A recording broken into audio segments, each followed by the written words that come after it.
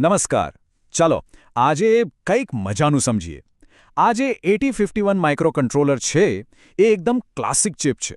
પણ સવાલ એ છે કે એની અંદરની ડિજિટલ દુનિયા બહારની આપણી ભૌતિક દુનિયા સાથે કનેક્ટ કેવી રીતે થાય છે, કેવી રીતે વાતચીત કરે છે. બસ આજે આ જ રહસ્ય ખોલવાનું છે. ચલો શરૂ કરીએ. તો મૂળ સવાલ તો એ જ છે ને કે આ નાનકડી સિલિકોન ચિપ એ આખરે લાઇટ, મોટર કે સેન્સર જેવી વસ્તુઓ સાથે કામ કેવી રીતે કરે છે, એને કંટ્રોલ કેવી રીતે કરે છે? આનો જવાબ એના ખાસ દરવાજાઓમાં છુપાયેલો છે, જેને આપણે કહીએ છીએ આઈઓ પોર્ટ્સ. તો જુઓ, SC51 પાસે આવા 4 મુખ્ય દરવાજા છે. આપણે એને નામ આપ્યા છે પોર્ટ 0, પોર્ટ 1, પોર્ટ 2 અને પોર્ટ 3.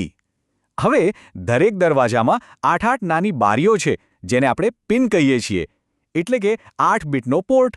અને મજાની વાત એ છે કે આ બારીઓ બંને બાજુ ખુલી શકે છે, એટલે કે ડેટા અંદર પણ આવી શકે અને બહાર પણ જઈ શકે. અને હા, એકદમ ખાસ વાત, જ્યારે પણ SC51ને રીસેટ કરો ને, ત્યારે બધા જ પોર્ટ્સ જાણે કે સાંભળવા માટે તૈયાર થઈ જાય છે. બાય ડિફોલ્ટ એ બધા ઇનપુટ બની જાય છે. ઓકે, તો આપણો પ્લાન શું છે?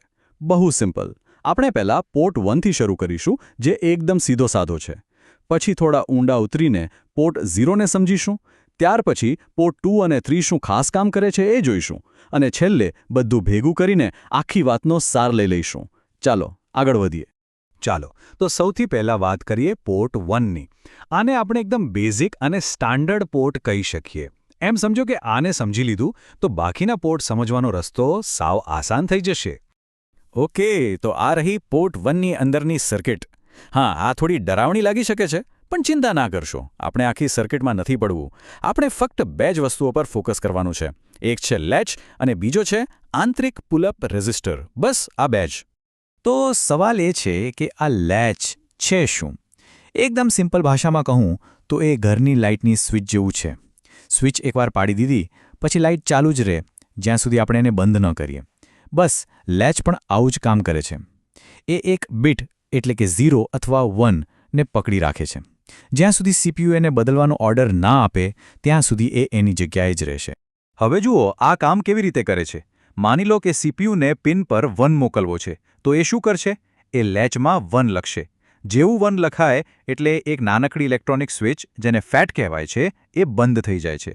અને પેલો જે પુલ-અપ રેઝિસ્ટર છે ને, એ પિનને ઉપર ખેંચીને હાઈ વોલ્ટેજ આપી દે છે. સિમ્પલ. અને જો 0 મોકલવો હોય તો CPU લેચમાં 0 લખશે.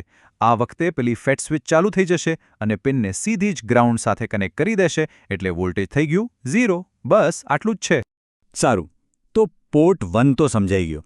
હવે વારો છે પોર્ટ 0નો. આ થોડો અલગ છે. પોર્ટ 1 જો સામાન્ય ગાડી હોય તો પોર્ટ 0 એક હેવી ડ્યુટી ટ્રક જેવો છે.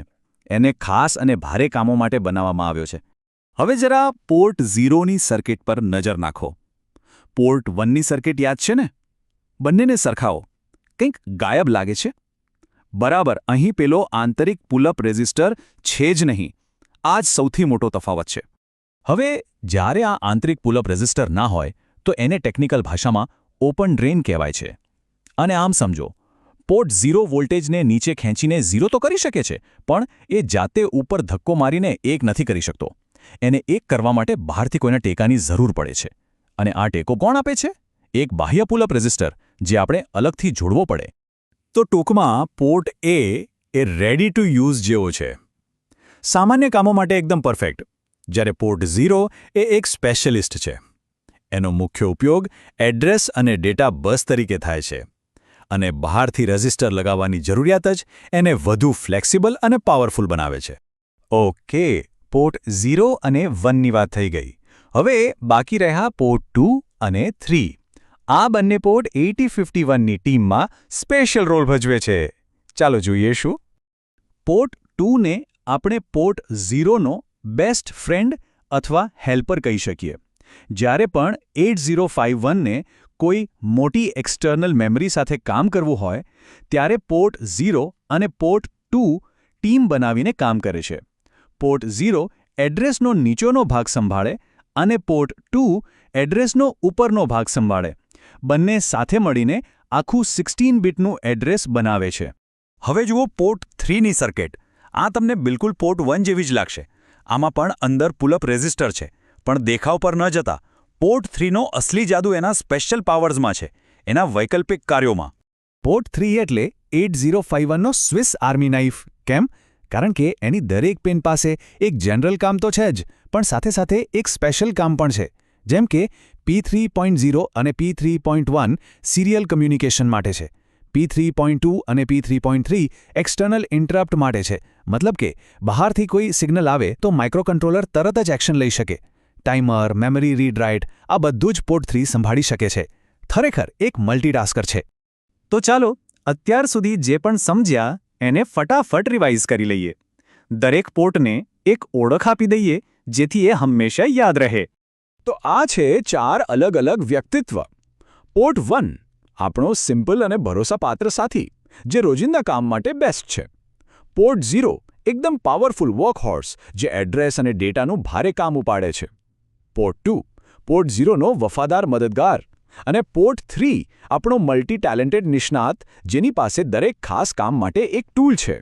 તો હવે આ બધું સમજ્યા પછી એક નાનકડો સવાલ: જો ખાલી એક LED બ્લિંક કરાવી હોય, એકદમ સિમ્પલ કામ, તો કયો પોર્ટ વાપરવો સૌથી સહેલો પડશે? અને જો કોઈ મોટી એક્સટર્નલ મેમરી જોડવી હોય તો કઈ ટીમને કામે લગાડવી પડશે? જરા વિચારજો. આના જવાબમાં જ આખી વાતનો સાર છુપાયેલો છે.